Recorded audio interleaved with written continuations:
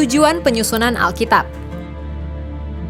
Alkitab disusun untuk menuntun orang Kristen dalam mengenal serta lebih menyelami kehendak Tuhan. Oleh sebab itu, cara berdoa yang benar sangat penting dalam membaca ayat Alkitab, agar sebagai pembaca kita dapat memahami apa yang ingin Allah sampaikan.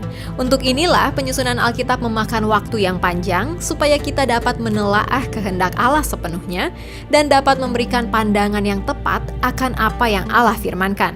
Inilah pentingnya tujuan dan dasar penyusunan Alkitab yang sebaiknya tidak dilupakan, karena pada dasarnya Alkitab disusun dengan maksud memberikan tuntunan yang baik pada orang Kristen sepenuhnya. Alkitab adalah firman Allah. Alkitab adalah penyataan khusus Allah kepada manusia. Alkitab adalah firman Allah dalam bentuk tulisan yang kualitasnya sama dengan firman Allah yang verbal. Karena Alkitab adalah firman Allah, maka Alkitab memiliki natur supranatural, kekal dan ilahi.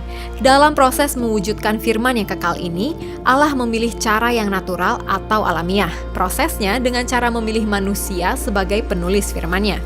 Prosedur ini disebut dengan istilah Allah mengilhami para penulis pilihan. Alkitab diilhamkan oleh Allah. Alkitab adalah firman Allah karena Alkitab diilhamkan oleh Allah. Pengilhaman merujuk pada aktivitas Roh Kudus yang mendorong, memimpin, dan mengontrol para penulis Alkitab selama proses penulisan, sehingga tulisan mereka berotoritas dan tidak mengandung kesalahan. Ayat Alkitab yang menunjukkan pada kita bagaimana kita bisa memahami konsep pengilhaman.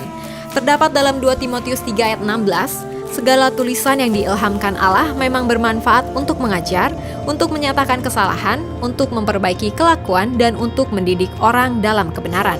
Di dalam ayat ini ada kata diilhamkan. Kata diilhamkan dalam banyak terjemahan bahasa Inggris diterjemahkan dengan kata dinafaskan Allah. Pada saat kata ini dipakai atau diterapkan di dalam tulisan Alkitab, maka penulis sedang mengajarkan sesuatu yang sangat penting, yaitu bahwa firman Allah yang diucapkan langsung oleh Allah di dalam sejarah atau yang diucapkan oleh Allah melalui para nabi dan para rasul adalah sama berotoritasnya dengan firman Allah yang dituliskan di dalam Alkitab, karena apa yang dituliskan itu disebut dinafaskan oleh Allah. Jadi, pengilhaman adalah karya Roh Kudus yang mendorong, memimpin, dan mengontrol para penulis Alkitab sehingga apa yang mereka tuliskan tidak mengandung kekeliruan dan kesalahan. Alkitab memiliki otoritas. Alkitab melibatkan partisipasi manusia seperti di dalam Lukas 1 ayat 1-4, di mana Lukas berusaha mengumpulkan sumber dan berusaha untuk menyelidikinya dan menyusunnya sedemikian rupa. Namun walaupun Alkitab ditulis oleh manusia, tetapi kita tidak boleh lupa bahwa Alkitab diilhamkan oleh Allah melalui pekerjaan Roh Kudus. Oleh karena itu, apa yang dituliskan di dalam Alkitab bersifat otoritatif dan normatif bagi hidup orang Kristen. Apa yang dituliskan bukan hanya menambah pengetahuan kita, tetapi juga mengatur kehidupan kita. Jadi pada saat dikatakan Alkitab berotoritas, hal itu berarti Alkitab berotoritas atas segala aspek kehidupan kita. Alkitab berbicara hanya untuk hal-hal yang sungguh-sungguh ingin ajarkan. Hal-hal itu bisa berkaitan dengan iman, etika, geografi, sejarah, filsafat, atau dengan apapun juga. Pada saat Alkitab benar-benar menyinggung dan benar-benar memaksudkannya seperti itu, maka apa yang ditulis dalam Alkitab adalah bersifat normatif bagi kita karena mengandung otoritas ilahi di dalamnya. Kiranya otoritas Alkitab membuat kita semakin tunduk dan semakin giat membacanya, karena kita tahu kita bisa memahami dan mendapat manfaat darinya sehingga kita bisa bertumbuh dan menyenangkan hati Tuhan.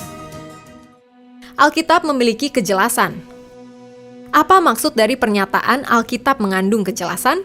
Kita perlu memahami bahwa Alkitab dituliskan oleh Allah untuk semua umat Allah. Alkitab tidak dituliskan hanya untuk segelintir orang dengan pengetahuan teologi yang luar biasa atau untuk segelintir orang yang memiliki pengalaman luar biasa bersama dengan Tuhan. Tetapi Alkitab dituliskan untuk semua umat Allah, baik umat Allah di dalam Perjanjian Lama, Perjanjian Baru, maupun sekarang. Tidak semua mereka adalah orang-orang yang hebat secara intelektual atau tinggi dalam pendidikan.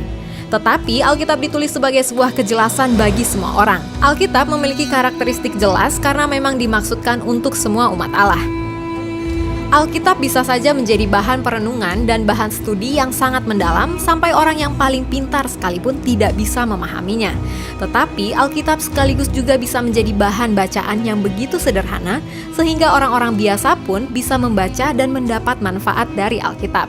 Martin Luther pernah mengatakan bahwa khotbah yang baik adalah khotbah yang dapat dipahami oleh orang-orang yang berpikir intelek maupun orang-orang yang sederhana cara berpikirnya. Alkitab ditulis ribuan tahun.